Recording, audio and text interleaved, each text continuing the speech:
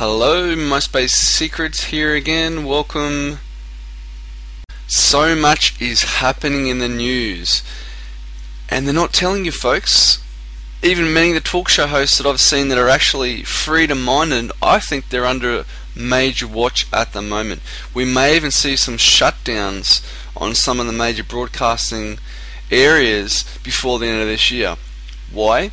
Because the government and the mass media don't want the truth to come out. Realistically, the powers that be want things to happen without news coverage. Especially in the underground networks, everything we are saying is monitored, but they believe checkmate is at hand.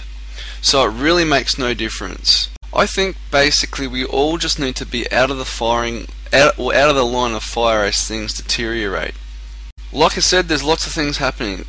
The CEO of Swiss Asia Capital expects the dollar to actually lose another 30 to 40% on the index over the next, say, 3 to 4 years, I think it was. He was sharing some of the views on the greenback, on CNBC, and they were actually charting the dollar. And I seriously think that another 30 to 40% drop on the dollar is being conservative, yes. Why? Because of what the Fed is trying to do, trying to pump up the economy and bailing out all the banks. Printing money, like I have been saying, is the worst thing you can be doing right now. I mean, come on, what the hell? With the way inflation sits at the moment in the Dow, it's probably going to go much lower than that. I would say, like I said, 30 to 40% is being conservative, but you never know what they have up their sleeves. And I can sit here, I could go on for hours, days and weeks. I could probably bring some pretty important things to the table, but the economy is far worse than it's being told. Many countries are in trouble and the US is now broke. The collectors are at the door with the guns and it's over. And you know what I think? I'm lucky. Yes, I'm lucky. We all are, because obviously we have a medium such as YouTube where we can share ideas, we can collaborate, we can help each other out. I don't class myself as any guru, and I definitely don't class myself as knowing everything regarding to the economy and how things work. But you know what? The way I look at it is simple. I'm just your average dude helping out other like-minded people. And a big thank you, I must say, a big thank you goes out to all the people out there passing on these messages, as we're coming into a very important time. Not only economically, but on a historical point of view also. We need to get the message out and prepare for massive world changes. Not out of fear, but something like, let's say a massive hurricane is in the Gulf and it's coming our way. We're not even sure when it will hit, but intelligently we can actually prepare for this without panicking for the eventuality of the hurricane coming. Self-reliance is definitely plays a big part in the coming future. The FDIC released a report a few days back. The troubled banks now have risen to the total amount of 117. That's the most banks that have ever been in trouble in more than 5 years. 9 banks have failed so far this year, including IndyMac, Bancorp and a few other ones. And the lies and the bullcrap that come out of the people's mouth just to make it sound better. Here's a good example. Citigroup, in a fair bit of trouble at the moment. They say Citigroup may consolidate some midtown Manhattan offices and ordered employees to pare expenses such as unnecessary color copies as the largest bank in the United States struggles to cut costs. I mean, come on.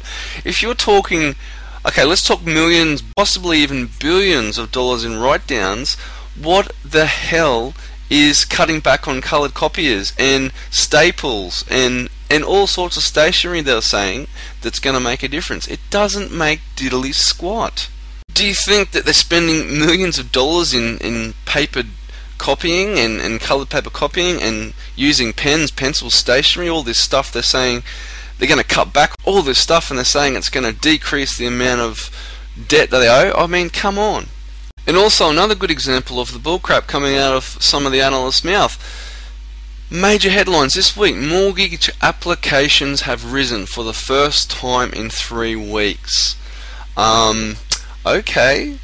Well, if you've noticed that there's so many houses foreclosing out there, that people are actually snapping up bargains right here and right now. So the real reason that mortgage applications have risen is not actually because there's people out there looking for houses. All it really is all the houses that have been foreclosed, there's people now snapping it up at bargain-based bottom prices. So of course the application rise is caused by things like this. And you could probably get a house at a pretty good rate, especially at the moment. But it's still just a total misdirection by the government and the mass media. They're lying to people right underneath their noses, but people are actually going to believe the government and the different banks rather than hearing the truth. And also another important matter is, you've probably heard on the news, in the media, in the newspapers, that Fannie Mae and Freddie Mac, they're in trouble. Now they're sort of saying they're not really in trouble and they're probably going to avoid basic bailouts. But realistically, are Fannie Mae and Freddie Mac out of the woods, at least for now? I think not. The share price since the bad news has been tumbling since May. A lot of the analysts, there's a mixed feeling amongst analysts there, and they're all contending a taxpayer-funded rescue, which could leave the shares absolutely worthless. And look, I tell you what, it's going to be a funny couple of weeks, because I know that these big companies like your Fannie Mae and Freddie Mac, there's going to be a lot of people on Wall Street watching the close results of some of the debt auctions by these two companies. And here's the really big kicker. Freddie's next long-term debt sale, typically the 5-year notes, is scheduled for September the 2nd. The company also has a sale of 1-month notes set for Wednesday, and of the 3 to 6 month bills for September 22. Now, as this is coming up in the next couple of weeks, this is a huge report for these two companies, and they're about to probably release, depending on what happens, some really bad results. Unless, of course, the media can and the government can screw around with the figures just to make it sound a little bit better than it actually is. But I will be watching these very closely. It'll be interesting to see what happens around these dates. In fact, very interesting. Anyway, that's just what I had to say to you today.